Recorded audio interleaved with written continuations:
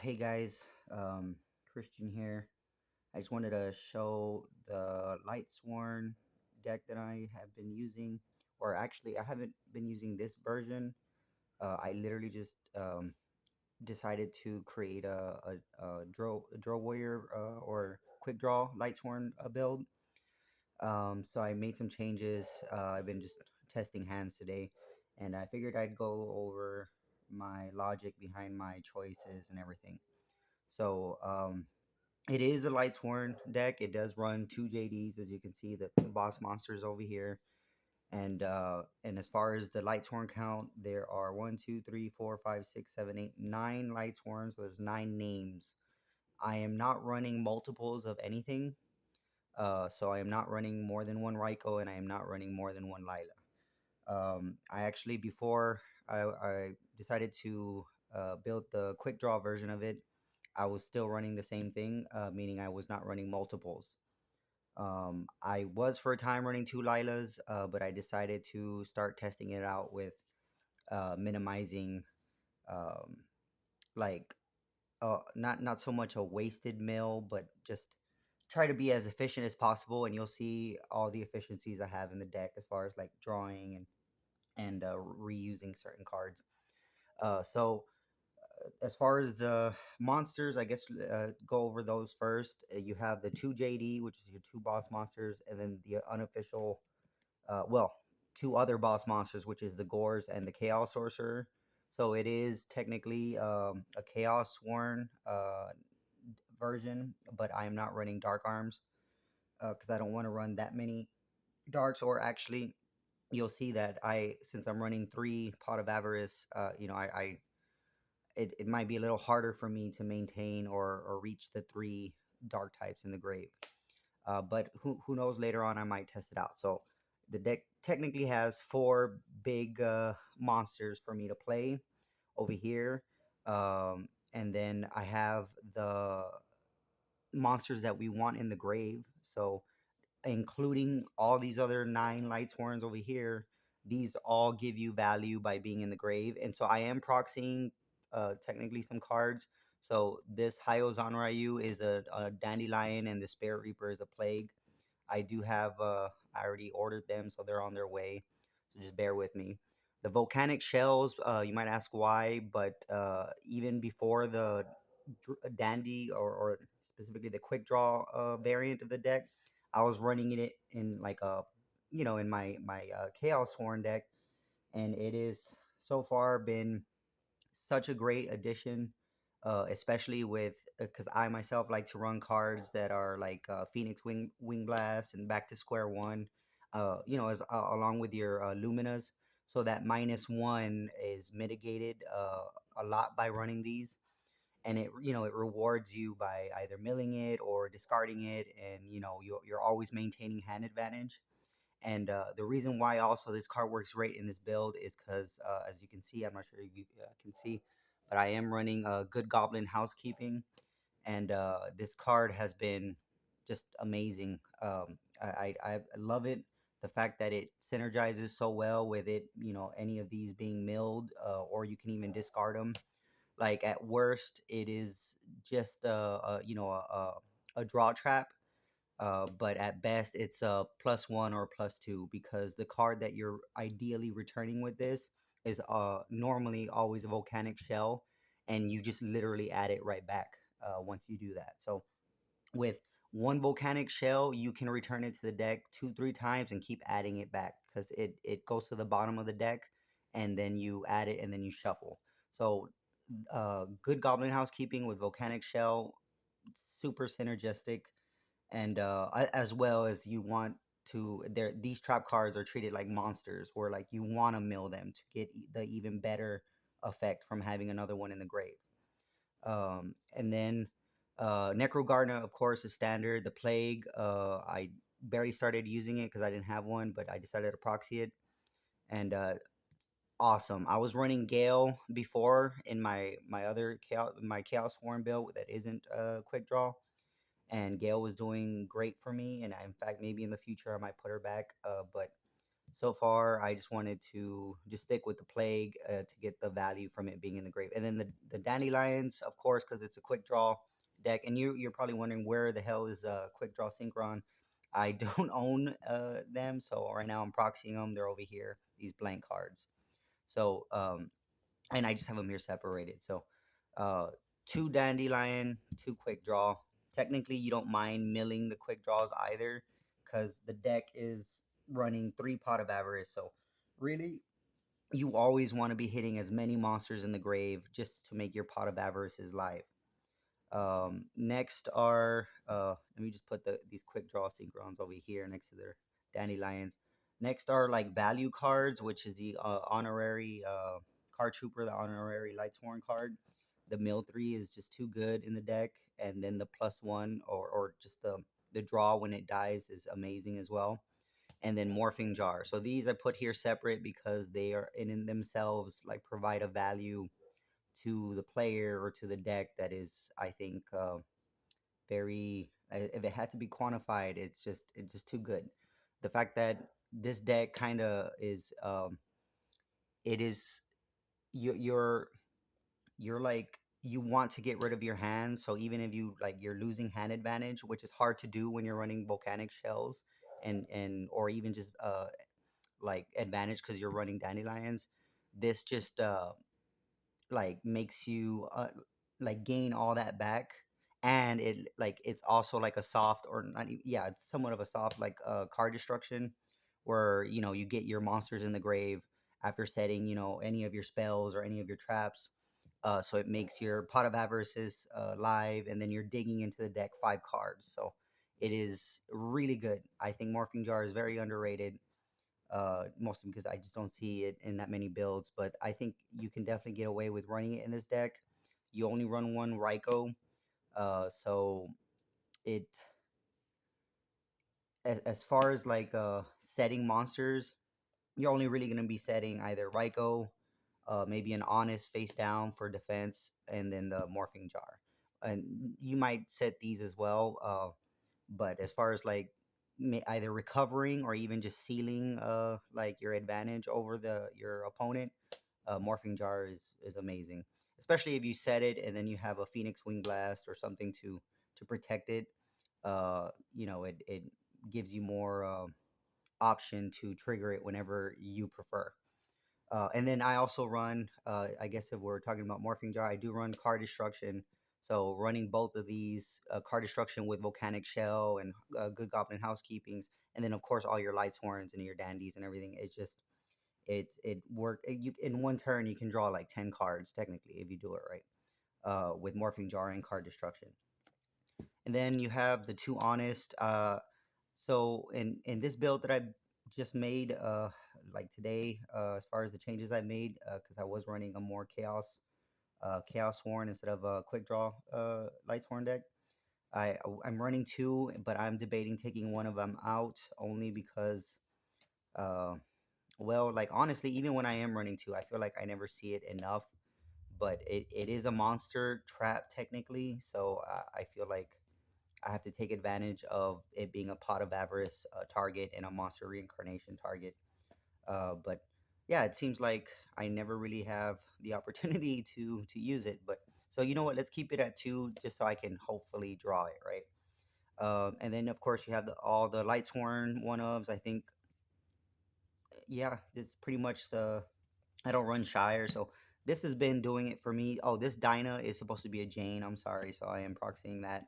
I am in the process of getting it, but this is more than enough. Like it's just you want the monsters to hit the grave, and you just want them to be diverse enough so that your judgment can be live ASAP.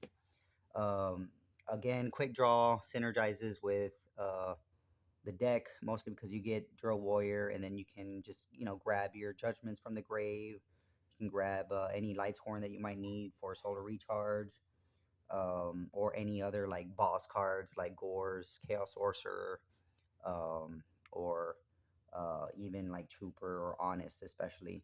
I am thinking about maining the DD Crow, but right now, just to try and keep the deck count as low as I can, I might just keep it out for now, but I'm probably gonna throw it back in, and so it'll help making Chaos Sorcerer live, and in particular making Pot of Avarice live quicker. So also maining side deck cards, that is actually pretty good, like against many decks. I think is a another advantage that you can take advantage of, and that you can get back with with Drill Warrior. So I'll probably put that in later. So now that we've gone over the monsters, I think it's like 27 or 26. Let me verify. There's 4, 5, 6, 7, 8, 9, 10, 11, 12, 13, 14, 15, 16, 17, 18, 19, 20, 21, 22, 23, 24, 25, 26. There's 26 monsters. So right now that's like the highest I think I've had it between both my Lightsworn builds, because I added the 2 dandies and the 2 quick draws, and I decided to keep the morphing jar and the 1 honest. Next are the spells. You have the 3 solar recharge. That's standard. Great card. Technically a great 1-for-1, and it sets up the grave. So these are 3 draw spells. Here's another 3 draw spells. That is a +1. Uh, of course, I'm running 3 because I always expect to mill at least 1. And this deck, you can activate 2 Pot of Avarices very easily, especially when you're getting all, like, you reuse the volcanic shells because they're so easy to get in the grave. Because of course you're always searching, activating its effect and search. So you're thinning the deck with these as well, and setting up your grave. So you can't, and then when you activate Pot of Avarice, normally you want to return at least 2, so that when you draw, and then ideally not draw into another volcanic shell, you activate the one in the grave to search out again. So technically it's even another plus. Next is Charge of the Light Brigade. Um, Charge of the Light Brigade, again, standard in Lightsworn, great card. Foolish. Normally I'm always adding Lumina with it. And then next is Foolish Burial. This is such a great card with Volcanic Shell, with Wolf over here. And now that I'm running it, running a quick draw version with Dandelion. And of course, you also have Necrogarda and Plague Spreader. So you have literally 1, 2, 3, 4, 5, 6 targets, ideally, that you want to hit. But also, you can, of course, send your Judgment if you have a Monster Reincarnation, or you can send any other specific card if you want to get something. Next is Card Destruction, another great draw card that sets up your grave and synergizes with Volcanic Shell and of course the Good Goblin Housekeepings. 2 cards so good. I recommend it. Was running it in my non quick draw version, and for sure I'm still running it in this one. Um, Again, I want to get my, I don't I it's a -1, but if you're using the volcanic shells, it's not. It does away with that. So that's technically so far 6 draw cards. And then this one, which searches, technically you add a card from your deck if you mill volcanic shells. So this is another like 1-for-1 technically. So you can think of it like a soft draw card, and then, or it's basically a searcher, right? A 1-for-1 searcher. And then Charge of the Light Brigade is the same thing. So all this drawing and deck thinning that you're getting on top of all your milling. Next are Monster Reincarnation. This soul release is a Monster Reincarnation, so I am running 2. Monster Reincarnation is a super, like, it's an amazing card. I never ran the Beckoning, I think the Beckoning Lights in my other build. This card is just too good as far as grabbing your Judgments, Chaos Sorcerer, even Honest, or a Lightsworn monster if you need to solar recharge. And of course, the cost is mitigated by Volcanic Shell or any of these other monster cards, or even Good Goblin Housekeeping. But I'm always using Volcanic Shell, so all these discard 1 card cards that have that cost, is they're now free. So you're getting the OP abilities of cards that require a cost for free because you're running the Volcanic Shells. And then I am running Giant Trunade and Cold Wave. I don't run Heavy Storm. At first I wasn't running it because I didn't have the Heavy Storm, but then I decided, like, I don't even want to run it because honestly Starlight Road is a really brutal card to run into. And technically, I am running Lila, Raikou, so that's two other spell trap removal, and then judgments. And well, I think more than anything, it's just I need to make sure my monster is going to hit the field, and or at least so that I can get rid of their monster. So I like to trade by running over their stuff, their monsters, and this helps me do that without having to lose the card or as far as like to Starlight Road, like negging myself and then having to deal with Stardust. Giant Trune has been doing putting in work for me, to be honest. And Cold Wave, which a lot of people don't like to run Cold Wave, I think, in Lightsworn builds, but or even Giant Trune in any build. But this card is OP again. It's a safety for any monster that you want to hit the board, and this Lightsworn decks are all about kind of swarming and going for a finish. So Cold Wave plus Judgment, or Cold Wave plus Lila, Cold Wave plus Chaos Sorcerer, um, and that's mostly. And then of course Cold Wave plus any of these Lightsworn, so you can run over something and get value from that. But again, the fact that they can't play any of their face down cards and then play anything their next turn, that's pretty brutal, especially again if you're following up with a judgment. And then my last spell is back to square one. Um, uh, so most people don't run this in any deck, but I think it's one of the better like monster removal cards. It can target any monster even if it's face down, so you don't have to worry about running into the Raikos or hamsters, or really anything for that matter, as far as like running that risk. So it does have a discard one card cost to it, but again, every monster that you run, you don't mind going to the grave. So and especially if you're running volcanic shells, it makes it free. This is mostly to deal with cards that are on the like monster cards that are on the field, especially face downs, and mostly to set them back that turn where they have to draw that monster again. It's a like a tempo thing, which I think uh, stacking their deck is really overpowered in the game of Yu-Gi-Oh.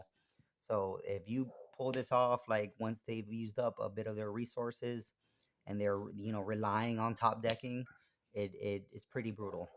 Um, and then last are the traps, which I have the good goblin housekeepings. For those of you who don't know, you draw a number of cards equal to the number of good goblins that you have in your graveyard plus one. So the first one that you activate, if you have none in the grave, all it is kind of like think of it like a Dark World Dealings, where you draw a card, but instead of discarding it, you're putting it to the bottom of the deck. So it is in theory a -1 on that first, like if you play it without one in the grave. But if there's one or more in the grave, you're drawing more cards. So then at that point, if you're drawing two cards and returning one, now it's at worst a jar of greed. But you're again, you're drawing two cards, right? Like I mean, think of Graceful Charity, where you draw three and discard two. Like the point is that the the card that you return normally is always Volcanic Shell, because there's no reason why you should at this point never have a Volcanic Shell in your hand, unless you've already used them up and they're all in the grave. And what's awesome about this card is that you return, let's say, a volcanic shell to the bottom of the deck. You can immediately, right after, if you have a volcanic shell in the graveyard, to use its effect to add it back to your hand. So now it makes you're drawing two cards for free, essentially. And of course, it does cost 500 life points to search your deck for a shell, but that 500 life points is pretty negligible. And in fact, you want to take advantage of using even your own life points as much as you can. So I think again, it's efficiency both in draw power and graveyard like setup, and even like your light points. Again, the best that you could do is draw three cards off of one good goblin and return one, and that one is normally still always volcanic shell. I'll many times just keep adding and returning that same volcanic shell in the deck. It's one for a -1, a 1 for 1, and then a +1. I no +2. I think. Again, the better if as long as you use volcanic shell with this, you're not losing. And then lastly is Phoenix Wing Wind Blast. I was running two in my other Lightsworn build, but I decided to run 1 and 1. That way, I don't have to wait a turn to get rid of a problem monster or just to even make a push. Uh, Phoenix Wing Wind Blast, I think, is a super good card. If anything, I might be run 2 instead of this one. But again, I like the fact that I can get rid of a face down card right away and, push for some damage or like force a trade early, right? Like, run into their deep prisons or bottomless. Or another thing is that you can try and do something. They get rid of your monster or whatever, that play or push that you're trying to do, and then you can surprise them with back to square one. So it sets them back. But so Phoenix Wing it's kind of better than back to square one because it's any card. So this also helps you deal with um, like problem back row, or one of my favorite I guess not so much combos or strategies, just to set Raiko, or yeah, to set Raiko, uh, let them swing into Raiko, it dies, and then when they put a spell or trap, to target their spell and trap. This way, um, your next turn, you're a little bit more safer to either just hit swing for damage or get rid of another monster that they might have. So that's 4 traps, and that's 1, 2, 3, 4, 5, 6, 7, 8, 9, 10, 11, 12, 14 spells, and I think we said it was like 27 monsters. The changes of any, like, because I didn't even have to necessarily add too many cards to make the quick draw version, because it's literally just the 2 dandies, the 2 quick draws, and I think is that yeah, I think that really honestly might be it. Like, it's just a 4 card edition. Um, Before I was running Trag, but I decided to take it out just to kind of accommodate the 4 additional monsters. Um, and I really do like Trag. I'm not sure. I might put it back in just so I can say that basically I'm running like 5 boss monsters, because this card really is just for trading. I want to trigger their mirror force. I want to trigger their deep prisons or anything, but really I want to run over their monsters. So the fact that I can have a presence on board without summoning anything that might trigger a Tori or summon another monster where they might mirror force. I want to bait or pull or attract their cards and then continue. So taking it out, I guess I'll see how I like it or not. But so far, I guess we'll just try it without it. Other cards that I was running before this build or variant in the non quick draw version was Gold Sark. I decided to take it out just to see how the deck fares. I didn't want to. I think Gold Sark is actually a really good card, but I wouldn't run more than one. Normally I'm always adding Charge of the Light Brigade or Pot of Avarice with it.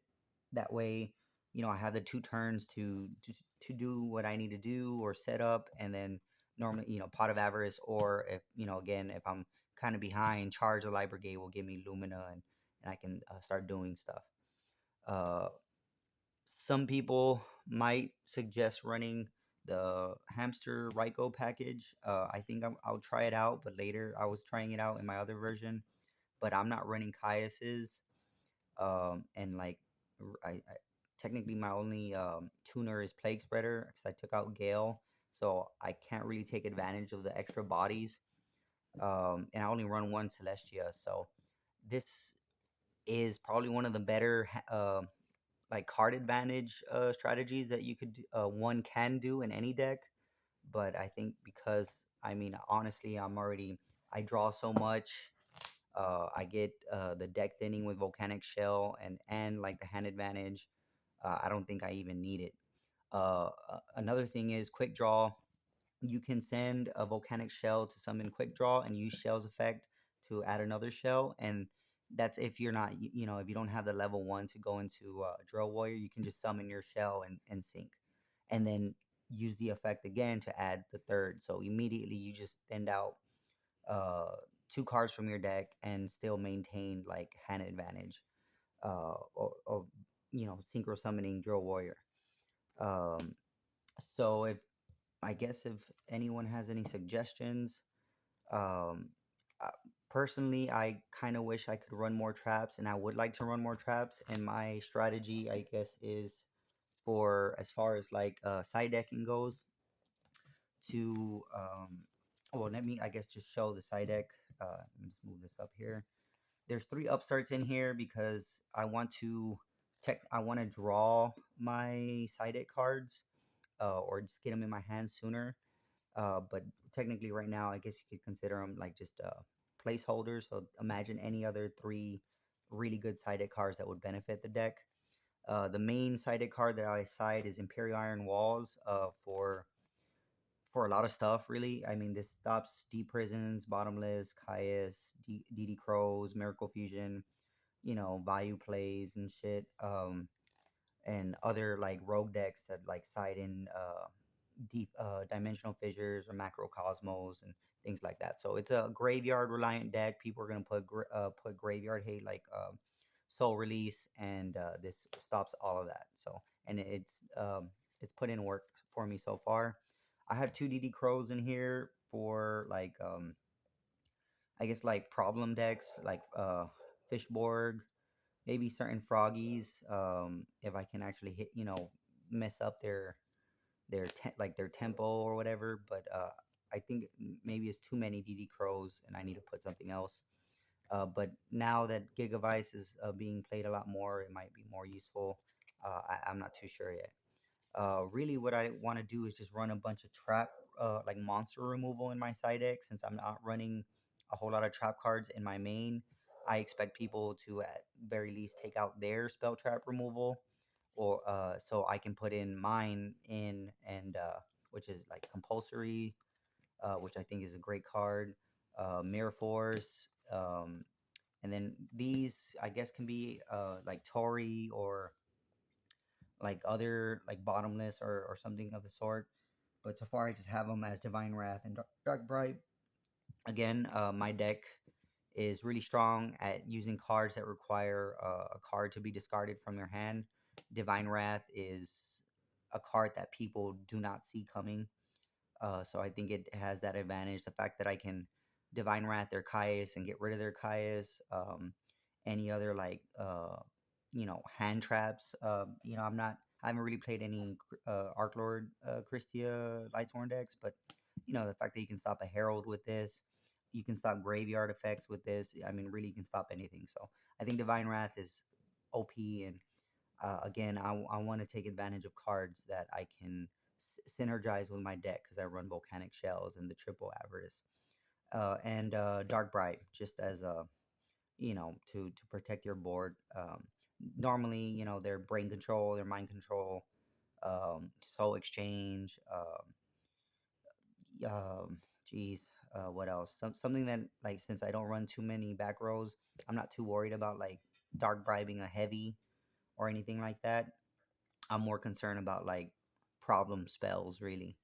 I don't mind giving them a draw card if it means my monsters are safe. So technically, I'm thinking about running on my body as a shield, but so far, right now, I'll just stick with the dark bribe.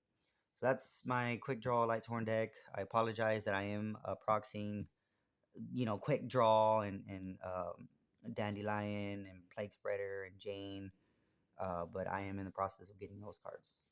Um, yeah, this was my first what do you call it, like deck showcase. I do go to my locals. I have fun. I do want to go to a bigger tournament event, and if I decide to run a deck, well, this is what I'm running right now, so I might as well just I'm putting in all the all the effort and trying to make it better. Uh, right now, I guess my concern is just making sure that I have like monster removal and like disruptive cards, which is like again the Phoenix Wing, the back to square one to set them back those turns, and then just kind of overwhelm them with all the cards that I'm drawing as far as like maintaining advantage. So yeah, I want to add more trading cards, I guess, like where I'm we're trading resources and ultimately I'll outpace them. That's my deck list. You, you do not have to like or subscribe. This was for fun, and then I guess maybe later on I'll show you a different version of it as I'm going through the changes for it. Thank you.